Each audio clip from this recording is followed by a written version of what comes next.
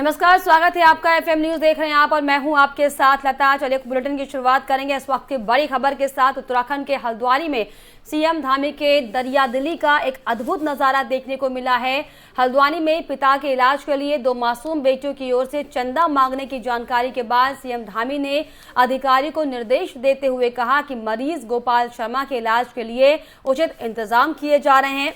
Social media के जरिए प्राप्त हुई थी मासूम बेटियों द्वारा चंदा मांगने की जानकारी। इसके अलावा उपचार में कोई दिक्कत न आए, इसके लिए स्वास्थ्य सचिव को जरूरी दिशा निर्देश भी दिए गए हैं। दिल्ली में तैनात एडिशनल रेजिडेंट कमिश्नर को भी सफदरजंग अस्पताल में जाकर वहां पर तैनात चिकित्सकों से वार्ता कर मरीज को बेहतर इलाज उपलब्ध कराने के लिए निर्देशित किया गया है। वहीं सीएम धामी ने ये कहा है कि मेरी ईश्वर से प्रार्थना है कि वो गोपाल शर्मा को शीघ्र से शीघ्र स्वस्थ करें।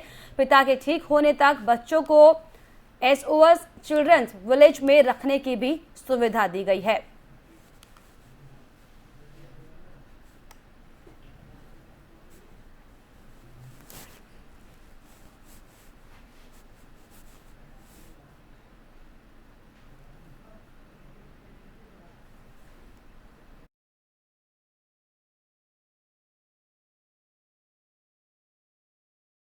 मुख्यमंत्री पुष्कर सिंह धामी की दरियादिली की बानगी सामने आई है। दरअसल आपको बताएं कि 2 मासूम बच्चियां अपने पिता के इलाज कराने को लेकर चंदा मांग रही थी, जिसकी जानकारी सीएम धामी को मिली, जिसके बाद सीएम धामी ने तुरंत इस पर संज्ञान लेते हुए उन बच्चियों की मदद करने का फैसला किया है। इसके अलावा अधिकारियों को निर्देश भी दिए गए हैं कि जो मासूम बच्चियां अपने पिता के लिए चंदा मांग रही थी उनके पिता का इलाज करवाया जाए। इसके अलावा आपको बताएं कि चंदा मांगने की जानकारी के बाद सीएम धामी ने अधिकारी को निर्देश देते हुए साफ तौर पर कहा कि मरीज गोपाल शर्मा के इलाज के लिए उचित इंतजाम भी किए जाए।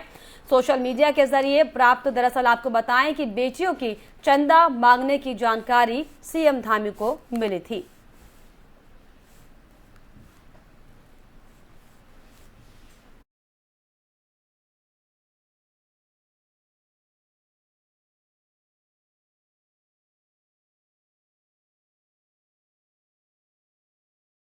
मुख्यमंत्री पुष्कर सिंह धामी ने सीएम आवास में महाराष्ट्र के राज्यपाल भगत सिंह कोश्यारी के व्यक्तिगत पर आधारित पुस्तक द लीजेंड ऑफ कोश्यारी भगत दा का विमोचन किया।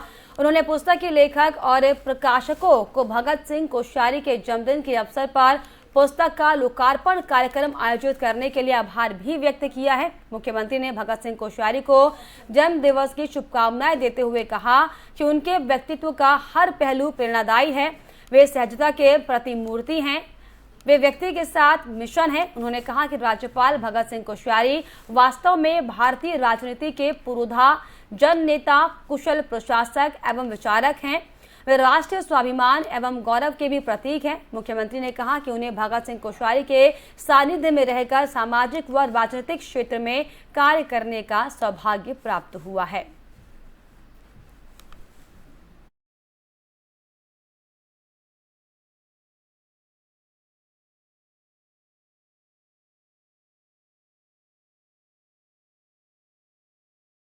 वहीं सरकार की अग्निपथ योजना के खिलाफ आम जनता के साथ साथ अब दिग्गज नेता भी प्रदर्शन में शामिल होने लगे हैं। अग्निपथ के विरोध में धर्मनगरी हरिद्वार में पहुंचे देश भर के किसानों ने पैदल मार्च निकाला। लाल कोठी से लेकर रोडी बेलवाला मैदान तक किसानों ने पैदल मार्च निकालकर विरोध प्रदर्शन किया है। साथ ही साथ राकेश टिकैत ने ऐलान करते हुए कहा कि अग्निपथ योजना समेत किसानों की समस्याओं के समाधान के लिए 30 जून को देश भर में जिला मुख्यालय पर प्रदर्शन किया जाएगा।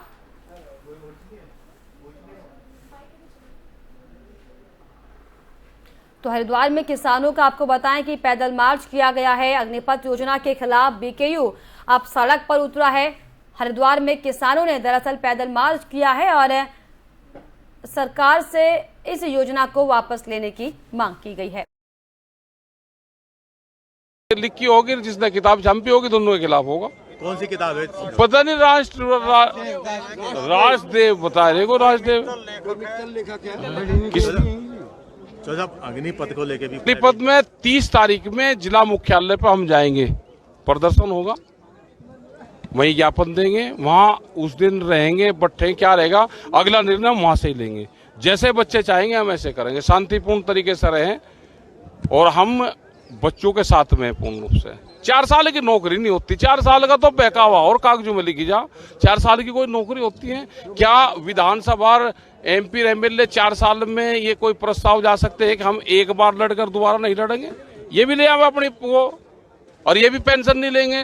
4 साल का कर दे, 5 साल का ही रखना, लेकिन ये करता कि जो एक बार लड़ेगा वो दोबारा नहीं लड़ेगा। हम ये प्रस्ताव भी ले आए और कोई पेंशन नहीं लेंगे। हम भी सोच लेंगे भाई पॉलिटिकल आदमी भी 4 साल ही रहेगा। ये चलेगा नहीं देश में। देश संविधान से उससे चलेगा। देश ये नहीं कि जो कुछ ये कहेंगे उसी से ही चलेगा। ये तो जनता है। कल को कोई मार्च भी कर रहे हैं यहाँ से वहां तक, जहां तक जाएंगे मार्च करके जाएंगे।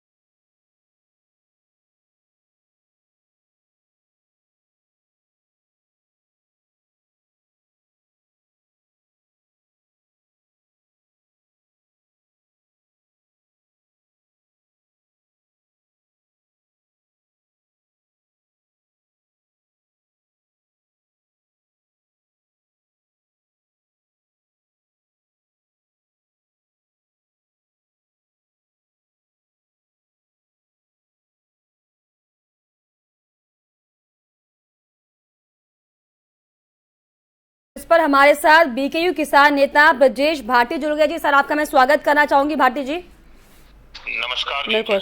ब्रजेश जी, किसानों की बातें करते करते अब राकेश टिकैत युवाओं की भी बातें करने लगे हैं और वो कह रहे थे कि मैं राजनीति नहीं करूंगा। कैसे देखते हैं इसको? मैं मैडम आपको बता दूं, ये युवा जो है ये हमारे ही घर के बच्चे हैं, किसानों के बेटे हैं। और एक बात बताइए, सब में ज्यादा अगर देश की सेवा कोई दे रहा है तो किसान और किसान के बच्चे दे रहे हैं। लेकिन आज सरकार जो ये लाई है योजना 4 साल की, इसमें हमारे किसानों के साथ जो बिल लाके इन्होंने किया है तो ठीक है, ये तो भविष्य को खत्म करने वाली पॉलिसी है सरकार की। जो बच्चे सेना में जाते थे, पूरे देश के लिए निछोवर अपने प्राण शहीद होते आए देश के लिए, आज उनको तुम जो मजदूर बनाने की तरफ सरकार ले जा रही है, इसका हम खुले विरोध करते हैं और इसको हम जो है देश में लागू नहीं होने देंगे। जिस तरह कृषि कानूनों का विरोध पूरे देश में हुआ, इसी तरह से इसका विरोध भी होगा। जी, तो जिस तरीके से सर कृषि कानून से संबंधित जो भी परेशानियां थी, आप लोग स्पष्ट रूप से सरकार को नहीं बता पाए, तमाम आंदोलन किया गया, लेकिन अब एक बार फिर से राकेश टिकैत ने 30 जून को बड़े आंदोलन की चेतावनी दी है। तो क्या सर अब ये समझा जाए कि अब एक बार फिर से एक बड़े आंदोलन की बात राकेश टिकैत कर रहे हैं?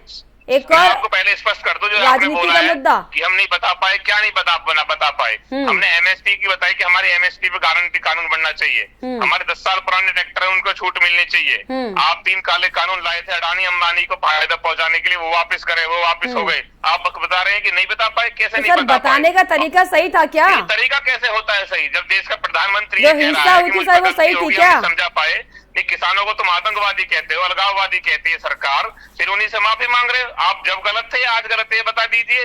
और हम बता रहे हैं जिस तरह से सरकार किसानों पर बैकफुट पर आई थी, इसी तरह से इन पे भी आएगी, क्योंकि देश की कृषि जो हमारे कानून जिस तरह से वापस हुए, इस तरह से इसको वापस लेना पड़ेगा। चलिए सर, मसला यहाँ पर ये है कि चलिए जो सरकार ने योजना अग्निपथ योजना लाने की बात करी, हालांकि युवा प्रदर्शन कर रहे हैं, वो सरकार अब इस पर सोचेगी कि क्या कुछ करना चाहिए। लेकिन फिलहाल जिस तरीके से राकेश टिकैत जो अपने आप को अब सर्वे सर्वा समझने लगे हैं, अभी तक किसानों के हित की बात कर रहे थे सर, अब छात्रों की हित की बात कर रहे हैं, सड़कों पर उतरने की बात कर रहे हैं, तो कहीं ना कहीं राजनीति की बू आ रही है सर इसमें। मैडम मैं आपको बता दूं, ये बच्चे हमारे हैं, ये बच्चे को पाकिस्तान से अफगानिस्तान से नहीं आए हैं। ये किसान क्यों नहीं बात करें जब दिख रहा है कि हमारा आने वाला भविष्य खतरे में है। हमारे देश की जवानी जो देश के काम आती थी उसको आप संविदाओं की तरह लाके पेश करना चाहते हैं। ये भारत है, इसमें 140 करोड़ देश की जनसंख्या है, इसमें सोचना चाहिए ये चीजें यहाँ लागू नहीं हो पाएंगी। इन देशों में वह स्थिति देख लीजिए किस तरह से हो रहा है। आप देश की सेना के साथ खिलवाड़ नहीं कर सकते। आपको जो है लोगों के देश के जवानों की जो पेंशन बंद करनी है उसकी योजना की तरफ सरकार बढ़ रही है, लेकिन हम इसका विरोध करेंगे और इसको लागू नहीं होने देंगे। तो 30 जून को जो आप आंदोलन करने की बात भाटी जी कर रहे हैं, किस तरीके का ये आंदोलन होगा? आंदोलन होगा, हमारा एसकेएम संयुक्त किसान मोर्चा के सभी लोग बैठेंगे, बड़े नेता हैं, राकेश टिकैत जी और रसीपाल अंबावता जी, सभी लोग बैठ के इस तरह रणनीति बनाएंगे और आगे की हम जब आपको बताया जाएगा। चलिए, बहुत शुक्रिया भाटी जी हमसे जुड़ने के लिए। तो हमारे साथ ब्रजेश भाटी बीक्यू के किसान नेता थे, जिनका साफ तौर पर ये कहना है कि अब आंदोलन किया जाएगा और जो ये बच्चे सड़कों पर हैं वो हमारे यानी कि किसानों के ही बच्चे, उनके हित की बात की जाएगी। लेकिन ऐसे में ये देखने वाली बात होगी कि क्या एक और मुद्दा राकेश टिकैत अब राजनीति करने के लिए तलाश रहे हैं या वाकई देश के बच्चों के लिए, देश के युवाओं के लिए उनके दिल में कोई जगह है।